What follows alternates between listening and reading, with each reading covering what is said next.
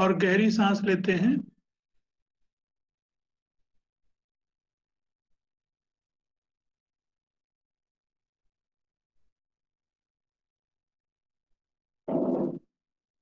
अब अपने को अपने हृदय की ओर ले जाएं और हृदय की गहराई में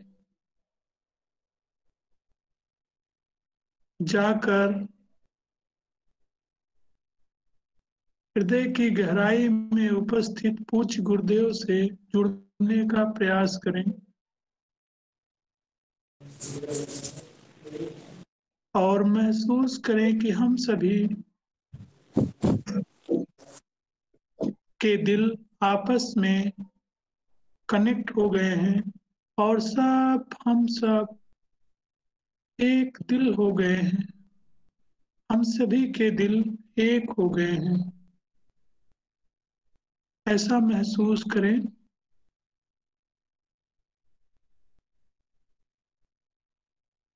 अब हम वापस आते हैं अपने टॉपिक पे।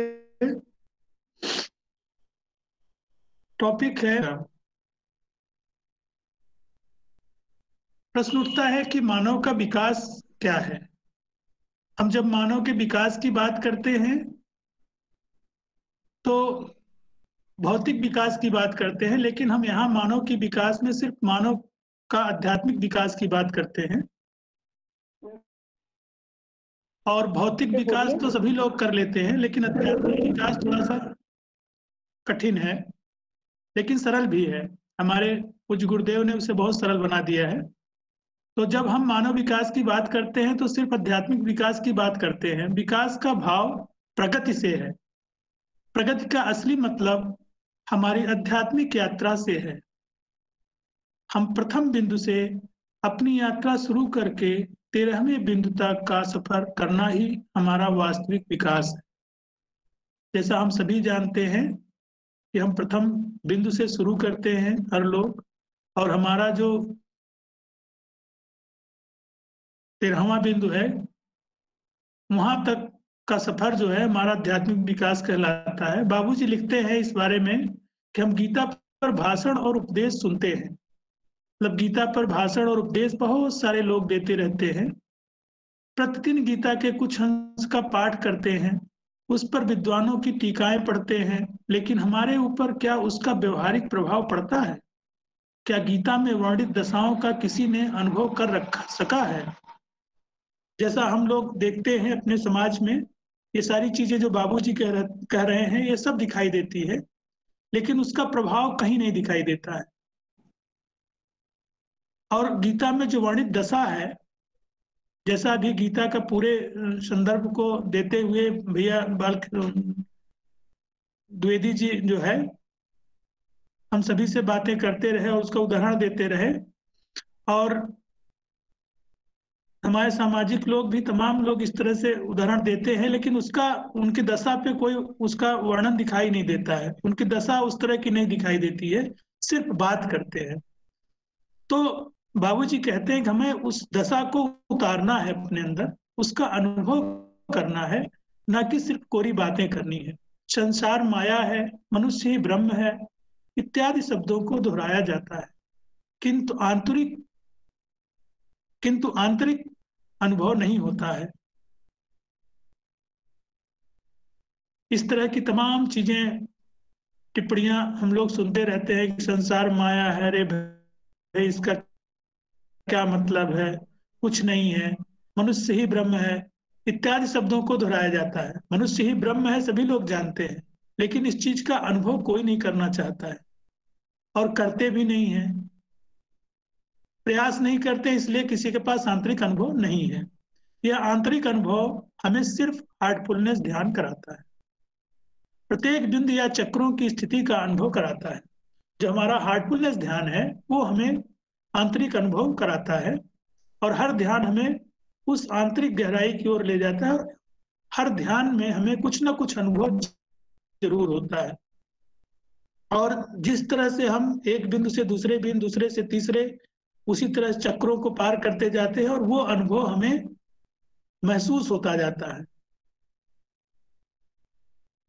इस बारे में जैसे हम सभी सुने हुए हैं और जानते भी हैं, एक साधे सब सधे, सब साधे सब जाए, रहीमन मूले ही सोच सींचियो, फूले फले अघाए।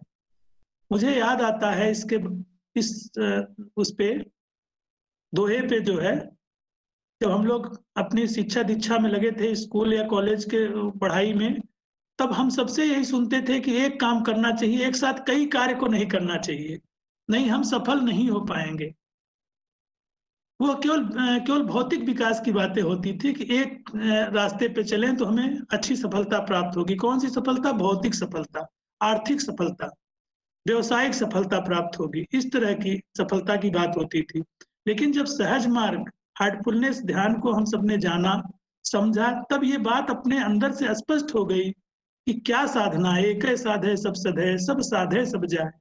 मतलब एक जो वो मूल है, जो ईश्वर है, जो हमारे मालिक हैं, जैसा भैया ने हम सबको बताया है अपने उद्बोधन में, कि जो लोग नए हैं, जो ये नहीं समझते हैं कि ईश्वर क्या है, मालिक क्या है, गुरु क्या है, वो तो ईश्वर की बात करें, लेकिन जब हमारे समझ में ये बात आ जाए कि हमारे मालिक ही, हमारे गुरु ही, हमारे सब कुछ हैं, तो हमें उन्हीं को सिर्फ साधना है। उनके साधने के लिए हमें जो भी करना है उसे करना है। और जब हम उनको साधने लगते हैं, सच्ची बातें। हेलो, आवाज नहीं आ रही है? हाँ, हेलो। आ रही है ब्रदर, आ रही है। आ रही है? अच्छा अच्छा अच्छा अच्छा, कहीं फोन से बात कर रहे हैं। तो जब हम सिर्फ उनको साधने लगते हैं और उनकी बातों का सिर्फ हम उनकी बातों को ग्रहण करने लगते हैं, उनकी आज्ञाकारिता का पालन करने लगते हैं, तो हमारे रास्ते अपने आप खुलने लगते हैं। जैसा अभी भैया बता रहे थे, उसी का ये वो है आगे का, सब साधे सब जाए। अगर हम सबको साधते हैं, हम समझते हैं कि चलो ये भी कर ले, वो भी कर ले, इनको भी कर ले, उनको भी कर ले, हमें तय करना पड़ेगा हमको किस रास्ते पे चलना है, आध्यात्मिकता के किस रास्ते पे चलना है, हमें तय कर लेना है। तो जब हम हार्टफुलनेस ध्यान करते हैं तो अपने आप ये बातें तय हो जाती हैं कि हमें अन्य दूसरे रास्तों की ओर नहीं जाना है, क्योंकि सर्वोत्तम रास्ता हार्टफुलनेस है।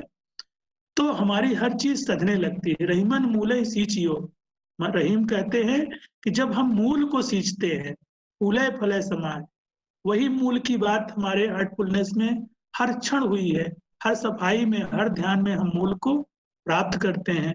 तो जब मूल ही सींचिए, जो मूल की विशेष चीजें हैं, जो मूल का तत्व है, जब उसे सींचते हैं, मतलब उसे, उसकी नमी को हम एब्जॉर्ब कर लेते हैं, उसकी स्थिति को हम अपने अंदर ग्रहण कर लेते हैं, फूले फले अघाए, इतना फलते फूलते हैं कि अघा जाते हैं। कोई कमी कहीं भी आपको नजर नहीं आएगी। जब वो स्थिति आ जाएगी, कोई कमी कहीं नजर नहीं आएगी।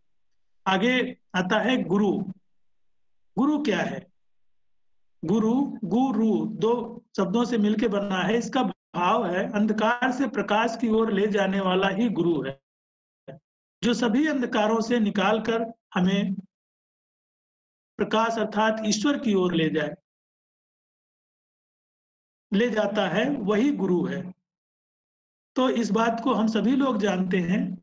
तो हम सभी अभी भी, बहुत सारे लोग ऐसे हैं, हम लोग भी अभी बहुत आगे नहीं है, उसी कड़ी में है। हम लोगों को भी हमारे मालिक अंधकार से निकालकर प्रकाश की ओर ले जाने का काम कर रहे हैं। हम सब अगर उनके चिन्हों पर चलेंगे तो निश्चित रूप से हम सब उस अंधकार से निकल करके प्रकाश की ओर आगे बढ़ेंगे। आगे बात आती है उसी में, गुरु गोविंद दो खड़े काके लागे पाए, बलिहारी गुरु आपनो गोविंद दियो बताए। यह बातें हम लोगों ने बहुत सुनी है, बहुत जानी है, लेकिन इसमें हम सुनते थे पहले कि गुरु गोविंद दोनों खड़े हैं, किसके पैर लगना है। जब हार्टफुलनेस ध्यान हम करने लगते हैं तो ये बात स्पष्ट हो जाती है कि गुरु और गोविंद दो है ही नहीं, वही गुरु है और वही गोविंद है। हमें उसे में ढूंढना, उसमें ढूंढना किसे है, हमें उसमें देखना किसे है, गुरु को देखना है या गोविंद को देखना है। जैसे अगर हम गोविंद को देखते हैं तो क्या गोविंद हमारे पास आकर के, ईश्वर आके हमें रास्ता बताए क्या? हमारे गुरु ने, हमारे दादी ने, हमारे चारी जी ने, बाबूजी ने, लाला जी ने हम सबको वो रास्ता बताया, जिस रास्ते पे चल के हम इन सब चीजों को जान पा रहे हैं, इनके भाव को, असली भाव को जान पा रहे हैं। शायद वो नहीं होते तो हम इन असली भावों से अपरिचित रह जाते। जितनी बेहतर तरीके से देखिए हमारे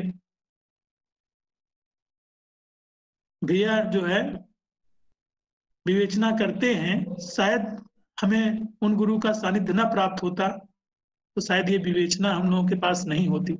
बलिहारी गुरु आपनो गोविंद दियो बताए। तो बलिहारी कहते हैं गुरु आपनो गोविंद दियो बताए।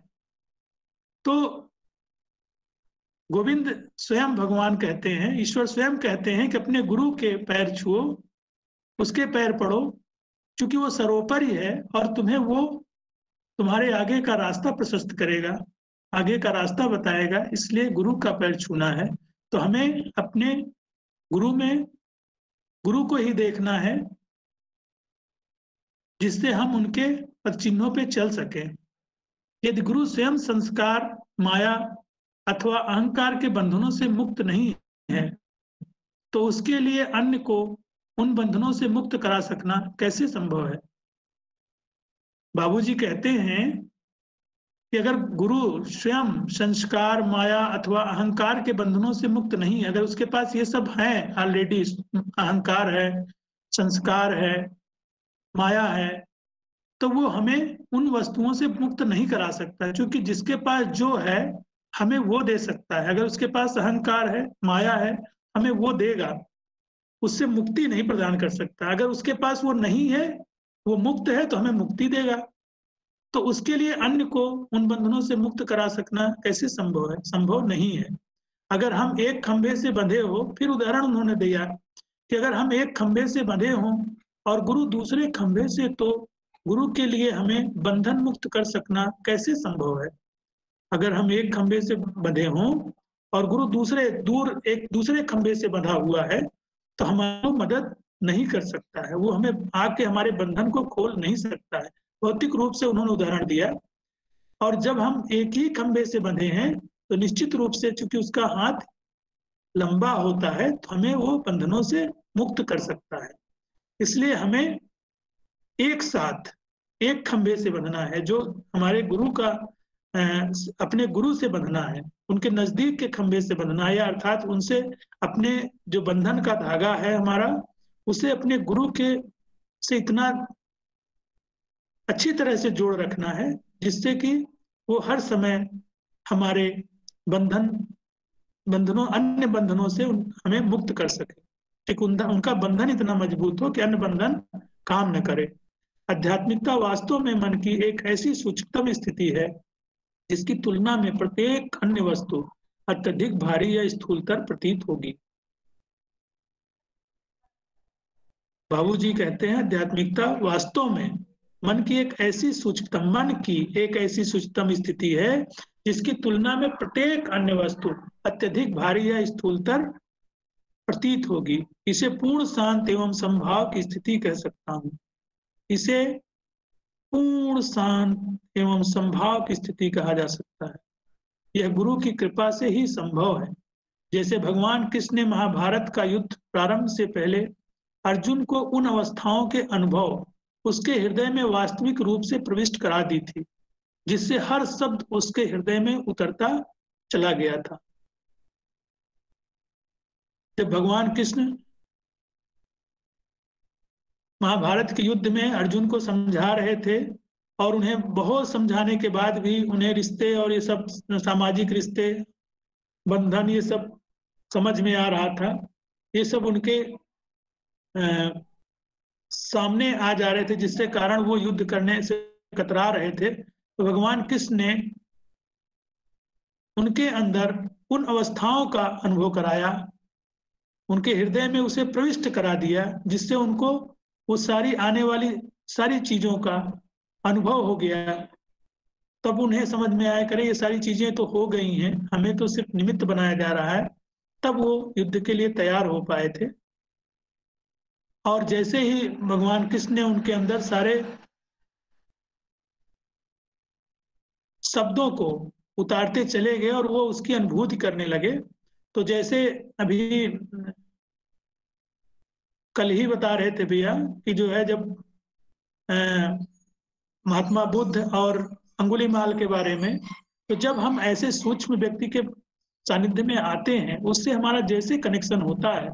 हम जब अभी अभी जस्ट खत्म करने के पहले भैया बता रहे थे कि हमें अपने कनेक्शन को ऐसा जोड़ रखना है कि जो भी उनके पास है वो सब हमारे पास आ जाए, हमारे विचार उस चीज में बाधा ना बन जाए, हमारे पूर्वाग्रह उस चीज में बाधा ना बन जाए, हमारा चरित्र उस चीज में बाधा ना बन जाए। तो ये सारी बाधाएं जो है जब हम बनने नहीं देते हैं उसे, तो जब भी कोई सूक्ष्मता वाला व्यक्ति हमारे सानिध्यता में आता है, तो उसका भाव जो है, उसके अंदर की हालत हमारे अंदर प्रविष्ट होने लगती है। जैसे हम लोग प्रयोग करते हैं कि अपने मालिक के पास जब हम जाते हैं, हम सब लोग एकदम सूक्ष्म महसूस करते हैं, हल्कापन महसूस करते हैं। और हर ध्यान में यही होता है, क्योंकि उस ध्यान में हम उनसे जुड़ जाते हैं। गुरु ईश्वर और मनुष्य को जोड़ने वाली कड़ी है। एक गुरु ही है जो ईश्वर और मनुष्य को जोड़ता है। गुरु के माध्यम से हम ईश्वर तक पहुंच सकते हैं, वही है जो हमें रास्ते की उलझनों से निकाल सकता है। इस बारे में, गुरु की महिमा के बारे में कबीर लिखते हैं, हम सभी जानते हैं। सब धरती कागज करूं, लिखनी सब बन राय, सात समुद्र की मत्स्य करूं, गुरु गुण लिखा न जाए। कबीर कहते हैं कि सारी धरती को कागज बना दूं, सारे जंगल को लेखनी बना दूं, सातों समुद्र को कागज बना दूं, स्याही बना दूं, फिर भी गुरु गुण लिखा न जाए। उसके बाद भी गुरु के गुणगान को लिखी नहीं जा सकती, उसके गुण को लिखा नहीं जा सकता। तो वो गुरु है, तो हम सभी उसका अनुभव कर रहे हैं। तो सदगुरु क्या होता है? जो प्रत्येक परिस्थितियों में प्रत्येक कार्य ईश्वरीय एवं ब्रह्मांडीय कार्य करने में समर्थ हो। मतलब हम सदगुरु उन्हें कहते हैं, गुरु तो बहुत सारे हो सकते हैं, लेकिन सदगुरु जो है वो पूरे ब्रह्मांड में एक समय में केवल एक ही होता है, दूसरा कोई हो ही नहीं सकता है। जो प्रत्येक परिस्थितियों में, तो सदगुरु कौन होता है, इसे हम लोग अच्छी तरह से इसे समझ लें। जो प्रत्येक परिस्थितियों में प्रत्येक कार्य ईश्वरीय एवं ब्रह्मांडीय कार्य, मतलब हर कार्य में उसका समावेश होता है। वो चाहे ईश्वरीय कार्य हो चाहे ब्रह्मांडीय कार्य हो, जो हर कार्य करने में समर्थ हो, वही सदगुरु है। जैसे इस समय वर्तमान समय में हमारे दाजी सारे ईश्वरीय और ब्रह्मांडीय कार्य उन्हीं के स्तर से संपादित हो रहा है। यह हम सभी अभ्यासी बहन समझते होंगे, महसूस करते होंगे। आध्यात्मिक प्रशिक्षण केवल यौगिक प्राणाहुति द्वारा ही संभव है। बाबूजी साहब कहते हैं कि आध्यात्मिक प्रशिक्षण केवल यौगिक प्राणाहुति द्वारा ही संभव है और अन्य साधनों से संभव नहीं है। सदगुरु के अंदर से पवित्र परमाणुओं का स्वतः विकिरण होता है। सदगुरु कौन है? जो सदगुरु होता है उसके अंदर से पवित्र परमाणुओं का स्वतः विकिरण होता है, जिसका अनुभव हम उनके निकट रहकर कर सकते हैं। यह वहां एकत्र सभी लोगों को प्रभावित करता है। तो आसपास रहने वाले सभी लोगों को प्रभावित करता है, जो उनके अंदर से परमाणुओं का विकिरण होता है। जैसे अभी हम लोग दाजी साहब का वीडियो रायपुर में जो उन्होंने एक मीडिया में इंटरव्यू दिया था, उन्होंने पूछा था, तो उसमें दाजी ने कहा था कि हर ध्यान करने वाले व्यक्ति से के अंदर से जिसकी ध्यान करने की का जो हावर्स है, वो 15,000 से 20,000 घंटे का ध्यान अगर व्यक्ति कर चुका है टोटल, तो उन्होंने कहा है कि उसके अंदर से गामा और थीटा किरणों का प्रसारण शुरू हो जाता है और गामा और थीटा किरणें जो उसके अंदर से निकलती हैं वो आसपास के जो लोग होते हैं, जो आसपास की वस्तुएं होती हैं, उनको प्रभावित करते हैं। तो वही चीज यहाँ पर बाबूजी साहब ने लिखा है। उन्हीं चीजों के बारे में दाजी साहब कह रहे हैं। सदगुरु के अंदर से पवित्र परमाणुओं का स्वतः विकिरण होता है। चूंकि सदगुरु हमारे इतने 24 आवर ध्यान करते हैं और इतना ध्यान उनका हो चुका होता है तो उनके अंदर से वो विकिरणों का जो है फैलाव शुरू हो जाता है और उसका आसपास के लोग लाभ लेते हैं। और उसी तरह से अगर हम सभी भी अपने मालिक के अंदर लय अवस्था का अनुभव करते हैं तो आप महसूस करते हैं कि ऐसा लगता है कि आप सबके अंदर से, और जो भी ऐसा करेंगे उनके अंदर से ऐसा संभव है, ऐसा हो पाना संभव है कि कभी कभी आपकी जब बहुत अच्छी कंडीशन होती है तो आप किसी से बात करते होते हैं, देखते हैं सामने वाले की भी कंडीशन जैसी की तैसी नजर आती है। आपके आपके बारे में वो बहुत विरोधाभास रखता है, लेकिन जब आपके अंदर से कंडीशन अच्छी होती है तो लगता है कि उसके अंदर से भी वो विरोधाभास के भाव गायब हो गए, कहाँ चले जाते हैं। क्योंकि वो निश्चित रूप से जब कुछ सालों का ध्यान रेगुलर हो जाता है तो लगभग 15,000 घंटे पार करते हैं, ये शायद कंडीशन आ जाती है। ऐसा अनुभव में आ रहा है, हम सब लोग भी अनुभव करते हैं, इसलिए गुरुदेव ने उन्हीं चीजों के बारे में बताया है। दाजी साहब कहते हैं गुरु की एकमात्र शिक्षा है उसकी अपनी मिसाल। यदि हम गुरु को देखते हैं तो क्या देखते हैं? दाजी देखिए बहुत गंभीर बात कर रहे हैं कि गुरु की एकमात्र शिक्षा है उसकी अपनी मिसाल। यदि हम गुरु को देखते हैं तो क्या देखते हैं? क्या हम उन्हें जैसे हैं वैसा महसूस करते हैं, वैसा देखते हैं? अगर वैसा देखते हैं तो क्या हम उनको आत्मसात कर रहे हैं? अगर हम आत्मसात कर रहे हैं तो जैसे वो हैं वैसे हम हो सकते हैं, जैसे उनका जीवन है वैसे हमारा आपका जीवन हो सकता है। दाजी कहते हैं बाबूजी ने एक बार कहा था, लोग मुझे देखने आते हैं लेकिन कोई भी वास्तव में मुझे देख नहीं पाता है, क्योंकि बाबूजी ने रामचंद्र की संपूर्ण कृतियां में ही इसको लिखा है कि लोग हमें देखने आते हैं किंतु हमें वास्तव में मुझे देख नहीं पाता है कोई। क्यों नहीं देख पाते हैं? क्योंकि उन्हें भौतिक रूप से लोग देखते हैं, सूक्ष्म रूप से देखने का प्रयास नहीं करते हैं। तो जो उन्हीं लोगों के बारे में कहा है उन्होंने कि जो लोग हमें आते हैं केवल भौतिक रूप हमारा देखना चाहते हैं, आध्यात्मिक रूप नहीं देखते हैं, तो इसलिए वो लोग उन्हें देख नहीं पाते हैं। जैसे अभी भी हम भाई अगर अपने गुरु को दाजी को देखें तो वो भौतिक रूप से तो ऐसे ही दिखाई दे रहे हैं जैसे सामान्य मनुष्य वैसे वो हैं, लेकिन जो लोग अंदर की गहराई को देखना जान गए हैं या देखना चाहते हैं वो देख पाते हैं कि क्या है। किसी के बारे में कोई निष्कर्ष निकालने के लिए हमें उस वस्तु से अधिक सूक्ष्म होना चाहिए। बाबूजी कहते हैं किसी के बारे में कोई निष्कर्ष निकालने के लिए हमें उस वस्तु से सूक्ष्म होना चाहिए। इसी कारण गुरु कभी अपने शिष्यों की पकड़ में नहीं आता। उन्होंने कहा कि देख क्यों नहीं पाते हैं? क्योंकि हमारे अंदर वो सूक्ष्मता नहीं है। जैसे वो सूक्ष्मता आ जाएगी तो हम उन्हें देख पाएंगे। अगर हम देख नहीं पाते हैं तो फिर हमें दादी की बात याद आती है कि जब आप कोई चीज नहीं कर पा रहे हैं तो आप प्रार्थना करिए, मालिक से प्रार्थना करिए कि साहब मेरे अंदर वो सूक्ष्मता नहीं है कि हम आपको समझ पाए, हम आपको देख पाए, हम आपको जान पाए, हम आपकी हालत को स्वीकार कर पाए, हम उस सूक्ष्म कंडीशन को उतार पाए अपने अंदर। तो हम उसके लिए रोते हैं, तो रोते हैं तो उनकी कृपा आती है। जब उनकी कृपा आती है तो हमारी हालत उस क्षण आप देखिए कि आपकी हालत एकदम वैसी ही महसूस होगी। कई बार आप सबने अनुभव किया होगा कि मालिक ने जो है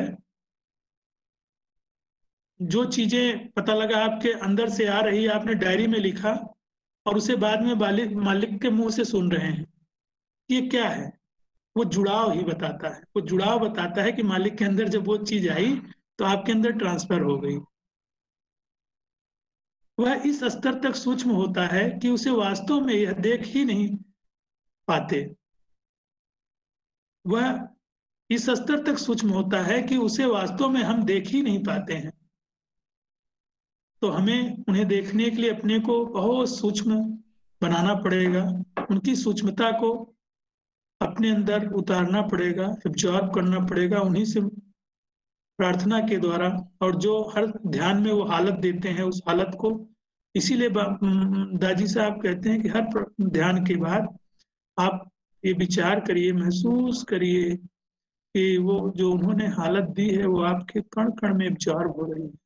जब वो हालत एब्जॉर्ब हो जाती है तो आपको वो सारी चीजें समझ आ जाती हैं।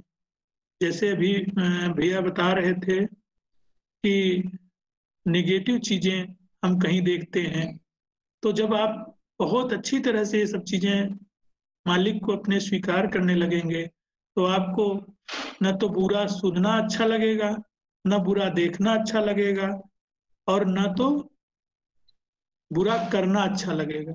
यह बातें आपको अच्छी ही नहीं लगेंगी। आध्यात्मिक अभ्यास हमें सूक्ष्मतर बनाता जाता है, और अब हम उसे जिस हद तक समझने लगते हैं